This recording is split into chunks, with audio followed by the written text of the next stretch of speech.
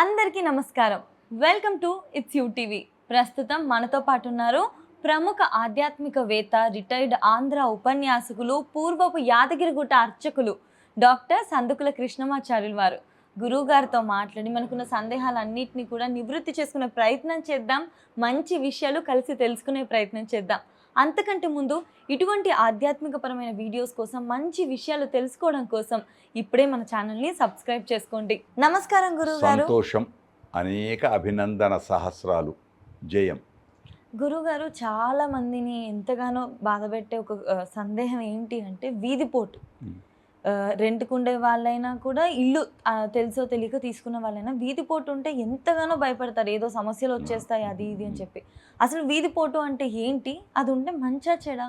అన్నిటికీ మొట్టమొదటిది మానసిక సంబంధం. ఒకటి, వాస్తుశాస్త్రం చాలా గొప్పది. వాస్తుశాస్త్రం చాలా గొప్పది. రాముడు కూడా చిత్రకూటంలో లక్ష్మణుడితో పర్ణశాలను నిర్మించాడు. ఆయన కూడా అంతటి దైవమైన లక్ష్మణుడు, రాముడు అక్కడ నైవేద్యాలు అన్ని చేసి వాస్తు బలి పెట్టారు. వాస్తు హోమం బలి చేశారు వాళ్ళు. వాస్తు పూజ అందాం. వాస్తు బలి పూజ చేశారు అంటే మనకు ఇది ఉంది, ఈ యొక్క వాస్తు శాస్త్రం ఉంది తెలుస్తుంది. రెండోది వీధిపోటు. కారణం గాలి. గాలి ఎక్కడి నుంచి వస్తుంది మనది? ఇప్పుడు నైరుతి ఋతుపవనాలు అంటున్నామే, అట్లాగే వీధుల నుంచి వచ్చే గాలి. ఎదురుంగా రోడ్డు ఉంటే ఏమైతే వాహనాలు నడుస్తుంటే ఆ గాలి చేత దుమ్మంతా ఇంట్లోకి వస్తుంది. దాన్ని మన వాళ్ళు ఇలా చెప్పకుండా, ఇలా ముక్కెక్కడుందిరా అంటే ఇలా తిప్పి ఇలా చూపించినట్లు ఇది వీధిపోటు ఉంటుందిరా అంటే అనారోగ్యం అని కారణం. అంతే. బ్యాక్టీరియా అంతా ఇంట్లోకి వస్తుందని కారణం. అందుకు తూర్పు దిక్కు దర్వాజ పెట్టుకోండి, అది ఉత్తర ఈశాన్యంలో పెట్టుకోండి, దక్షిణం వీధిపోటు ఉండొద్దు, ఇవన్నీ చెబుతూ ఉన్నారు. వాస్తు లోపల మంచివి. కొందరికి మళ్ళీ దక్షిణమే కలిసి వస్తుంది. అలా కూడా ఉంటుంది. చాలా ఉన్నాయి. దానికి మళ్ళీ మనం వెంటనే పరిహారంగా మంచి రోడ్డు, హ్యాబిట్స్ అనుకోండి, యేసరావు నగర్ అనుకోండి, హైటెక్ సిటీ అనుకోండి, అక్కడ దక్షిణ దిక్కులు ద్వారం ఉన్న ఈ షాపులు లేవా, కొట్లు లేవా, మళ్ళీ వీధిపోటు లేవా? ఉన్నాయి. మళ్ళీ వాళ్ళకేంటి, వాళ్ళకి పంతులు మళ్ళీ ఏం చెప్తారో, ఓ గణపతిని పెట్టు, అక్కడ వీధిపోటు ఉంది కాబట్టి ఓ గణపతిని పెట్టు, ఆ గణపతి మీదకి వెళ్ళిపోతుంది అంతా. మన దగ్గర 1,00,000 ప్రశ్నలకు అనంత కోటి ఉపాయాలు. వినరా? 100 ప్రశ్నలకు అనంత కోటి ఉపాయాలు. ఇక్కడ నిమ్మకాయ గట్టు, ఇక్కడ మిరపకాయ గట్టు, ఇక్కడ ఇది గట్టు, అవన్నీ ఎటుపోతాయి, అటు వెళ్ళిపోతాయని మనం మనస్సులో ఒక నమ్మకం. పోతాయో పోతాయో ఎవరికి తెలియదు. అలా పోతున్న నమ్మకంతో వీళ్ళు మంచిగా ఉంటారు అంతే. ఒక నేను ఇది సంపాదిస్తాను అంటే ఎట్లయితే సంపాదిస్తాడు. పరీక్షకు పోయేటప్పుడే నాకు 35 మార్కులే వస్తాయి, నేను 35 మార్కులకే చదువుకున్నా, నాకు 35లే వస్తాయి అనుకుంటే వీడికి వచ్చేది 25. అదే పరీక్షకు పోయేటప్పుడు నేను భయపడను, నేను 150 మార్కులకు నేను పరీక్షకు సిద్ధమైనా అని అందరితో చెప్పుకుంటూ వెళ్తే నీకు వచ్చేది 75. కనుక నేను ఇంత ఎదుగుతాను అనుకుంటే అంత ఎదుగుతావు. నువ్వు మొదలే భయపడితే మొత్తానికే పోతుంది. కనుక భయం అవసరం లేదు. వీధిపోట్లు కొందరికి కలిసి వస్తాయి, కొందరికి కలిసి రావు. కారణం వాస్తుశాస్త్రరీత్యా అనారోగ్యం. ప్రధానమైంది అశాంతి, అనారోగ్యం. అందుకోసం వీధిపోటును పాటిస్తారు, తప్పకుండా పాటించాలి. దానికి ప్రత్యామ్నాయ మార్గాలు వేరే. మళ్ళీ ఆ వీధిపోటుకు మళ్ళీ రూటు మార్చడం, దాన్ని మార్చు, ఇవన్నీ చేయడం వేరు. అది సత్యం. మంచి ప్రశ్న. అందరూ పాటిస్తున్నారు. అందరికీ శుభములు చేకూరుగాక. గురుగారు, ఇప్పుడు వినాయకుడిని పెడతా ఉంటారు కదా, మనం చాలా షాప్స్లలో చూసాం. వినాయకుడు అనేది ఎందుకు వచ్చింది అక్కడ? ఎందుకు వినాయకుడిని పెట్టడం? ఒక్కటేమో వినాయకుడు పెట్టడమే. వినాయకుడు అంటే ఎవరు? గజముఖుడు. గజం అంటే ఎవరు? లక్ష్మి. అవును. గజము లక్ష్మి. గజాంతం ఐశ్వర్యం అని లక్ష్మికి చిహ్నం. ఇప్పుడు భగవంతుడి 7 కొండల పైన కానీ ఎక్కడ కానీ దేవాలయాలు వెళితే ముందట ఏనుగులు నడుస్తాయి. ఏనుగులు, తెల్ల గుర్రము, ఇవన్నీ ఉంటాయి. ఎందుకు? ఇవన్నీ ఐశ్వర్యాలు, ఐశ్వర్యప్రదం. కనుక ఇప్పుడు వినాయకుడు అంటే ఐశ్వర్యమా లేతే ఏదో లంబోదరుడా? వినాయకుడు అంటున్నా. అంటే ఐశ్వర్యం, ఆయన ఐశ్వర్యం. దానికి అమ్మవారి అనుగ్రహం పెద్ద కథ, మళ్ళీ అది ఒక పెద్ద కథ. ఎందుకు వచ్చింది ఏంటి అనేది పురాణాలు చాలా బాగా చెప్పే అది.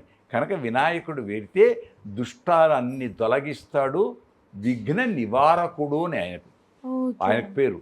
విఘ్న నివారకుడు, అన్ని ఆటంకాలను దూరం చేసేవాడు. కనుక వర సిద్ధి వినాయక, వరములన్నీ ఇచ్చి సిద్ధింపచేసేవాడు కాబట్టి పెడతారు. ఎవరెవరి ఇష్టం, ఒకళ్ళు అది పెడతారు, ఒకళ్ళు ఇది పెడతారు, ఒకళ్ళు దుర్గను పెడతారు, ఒకళ్ళు ఆంజనేయ స్వామి, ఎవరెవరి ఇష్టం. అది దోషం అనుకుంటే దోషం, దోషం లేదనుకుంటే ఏ దోషం ఉండదు. సాధారణంగా గురుగారు ఇంటికి 4 దిక్కులు ఉంటాయి కదా, ఒక దిక్కున ఉంటే వీధి పోటు అంటారు, ఇంకో దిక్కున ఉంటే వీధి చూపు అంటారు కదా. ఈ రెండిటికి తేడా ఏంటి? ఏ దిక్కున ఉంటే మంచిది? వీధి చూపు, వీధి చూపే, వీధి పోటు రెండు ఒకటేనా? రెండు ఒకటే. ఏ దిక్కున ఉంటే శుభం? ఏ తూర్పు దిక్కుంటే అన్నిటికంటే శుభం. మనది నైరుతి ఋతుప, మనది ఒక మన భారత ఇండియాది ఒక. మీరు మళ్ళీ మళ్ళీ మంచి ప్రశ్న వేశారు. ఈశాన్యం బరుగుండొద్దు వాస్తుశాస్త్రం. అవును, ఒప్పుకుంటారు, అందరూ ఒప్పుకుంటారు. మళ్ళీ హిమాలయాలు ఎక్కడున్నాయి ఇండియాకు? హిమాలయ పర్వతాలు బరువు ఎత్తు ఎక్కడున్నాయి? ఈశాన్యం వంపు ఉండాలి, దక్షిణం ఎత్తు ఉండాలి, అందరూ ఒప్పుకుంటాం. మళ్ళీ భారతదేశానికి హిమాలయ పర్వతాలు ఎక్కడున్నాయి? ఈశాన్యంలో ఉన్నాయి. మరి అదేలాగా? అదే ప్రకృతి సహజం, ప్రకృతి సహజం. ఇప్పుడు అది దాన్ని తెలిసిన కొందరు పండితులు, నాలాంటి వాళ్ళు పిచ్చో కొందరు పండితులు ఉంటారు. ఆ ఇండియా ఎన్నడ తృప్తిగా ఉందండి, అప్పటికే ఏదో దెబ్బలాటలనే వాళ్ళు కొందరు ఉంటారు. ధైర్యంతో ఉంటే ధైర్యమే, దెబ్బలాటలే దెబ్బలాటలే, ఏవి ఉండవంటే ఏవి ఉండవు. కనుక ఇవన్నీ మనము పాటించి దాన్ని బట్టి ఉంటాయి అని చెప్పలేం, ఉండయి అని చెప్పలేం. కనుక వీధి పోట్లు ఉన్నాయి, దానికి పరిహారాలు ఉన్నాయి, అన్నిటికీ అన్ని పరిహారాలని వాటి పాటిద్దాం, ఆనందంగా ఉందాం. పరిహారం అంటే గురుగారు చిన్న చిన్న కరెక్షన్స్ లాగే ఉంటాయా, లేకపోతే ఇల్లు కూల్చేసి మళ్ళీ కట్టడాలు ఎక్కువ ఖర్చుతో కూడిన? ఏ పరిస్థితిలో ఇల్లును కూల్చివేయకూడదు. అడుసు తొక్కనేలా కాళ్ళు కడగనేలా అని ఒక సామెత. ముందే అక్కడ ఏదుందో చెడుందో చూచి నువ్వు కాళ్ళు పెట్టాలి. దృష్టిపూతన్ యసేత్ పాదం, అక్కడ ఏముందో చూచి నీ పాదమును పెట్టురా అని శాస్త్రం. అట్లనే అన్ని సవరించుకొని నువ్వు ఇల్లు కట్టుకో. ఇల్లు కట్టుకున్న తర్వాత అన్నీ చేసింటే దాన్ని అనాలంటే, నన్ను అనాలంటే నేను ఒకటే మాట అంట, పిల్లగాడు పుట్టిన తర్వాత చెడు ప్రవర్తన ఉంటే పిల్లగాడు ఇట్లా బాగవుతాడు, ఇట్లా బాగవుతాడు, ఇట్లా బాగవుతాడు. ముందే చూసుకుంటే మీ నుంచి నేను అనలే, మీ నోటి దంపతులు మొదలే ఆలోచించుకొని చక్కని సంతానం కావాలని బ్రాండ్ మైండ్తో మంచి పరిశుభ్రమైన వికాసమైన మనస్సుతో ఆనందంగా ఉంటే ఆనందమే. భావనా పరంపరలు చెడుగుంటే చెడే. ఇవన్నీ పురాణాలు ఏది చెప్పినా అదే. ఏ పురాణం, ఏ శాస్త్రం, ఏ వేదం చెప్పినా నీ చూపు బాగుండండి. అన్యోన్య దాంపత్యం, దాని పేరే అన్యోన్య దాంపత్యం. చిలుక గోరువంకల వలె దాంపత్యం. పుట్టిన తర్వాత ఉండి నా పిల్లాడు ఇట్లయిండు, ఇట్లయిండి, ఇది పుట్టిండు, ఆతి ఎందుకు? కనుక ఏది కాదు. కలిసి వస్తే నడిచొచ్చే కొడుకు కూడా ఉంటాడు. కలిసి వస్తే నడిచొచ్చే కొడుకు పుడతాడని సామెత. అప్పుడు ఏ శాస్త్రం పనిచేయదు, వాడికి వస్తుంది.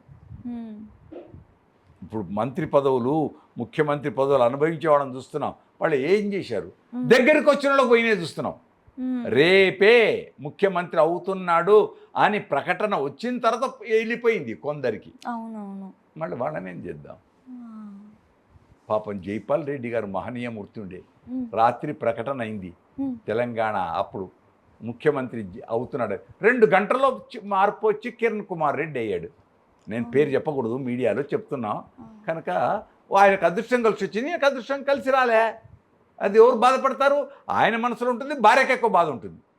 భార్యకు అయ్యో మా దగ్గరికి వచ్చింది పోయిందే అంతే. కనుక కలిసి వస్తే నడిచొచ్చే కొడుకు పుడతాడు. కలిసి వస్తే ఆ కలిసి వచ్చేటానికి ఏం చేయాలో అది చేయాలి. వీధిపోటు ఉంటే గురుగారు ఇంట్లో అనారోగ్య సమస్యలు, ఇంకా అశాంతి ఉంటుంది, అన్నీ ఉంటాయి, అన్ని రకాల సమస్యలు, అన్ని సమస్యలే. సమస్యను దాటుకుంటూ పోతే ఏ సమస్య ఉండదు. సమస్యలను ఏటికి ఎదురీత అంటాం. ఏటికి ఎదురీత అలలు వస్తుంటాయి. నువ్వు మంచి ఈతగాడివై, గజ ఈతగాడివై ఎదురుగా వెళుతుంటే నీకు ఏ అల పని చేయదు. నీ ధైర్య సాహసే లక్ష్మి. ధైర్యం ఉంటే ఏ పని చేయదు. ఇది ఉందేమో అంటే అదే ఉంటుంది అంతే. ఇప్పుడు మీరు సర్పరజ్జు న్యాయం, భారతదేశం సర్పరజ్జు న్యాయం. సో పామును చూసిన తాడును చూసి కూడా పాము అనుకుంటే దానికి ఏం చేయాలి? అవునవును. అట్లా వద్దు, అట్లా ఉండొద్దు.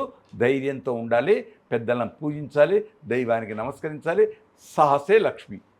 భారతదేశంలో కూడా మీరు అన్నారు కదా గురుగారు, వాస్తు ప్రకారంగా చూసుకుంటే హిమాలయాలు అలా ఉన్నాయి, ఇక్కడ ఇలా ఉంది అని. కానీ ఇప్పుడు అన్ని దేశాలలో ఇప్పుడు మన భారతదేశం అగ్రగామిగా వెళ్ళిపోతుంది, అగ్రరాజ్యం కాబోతుంది.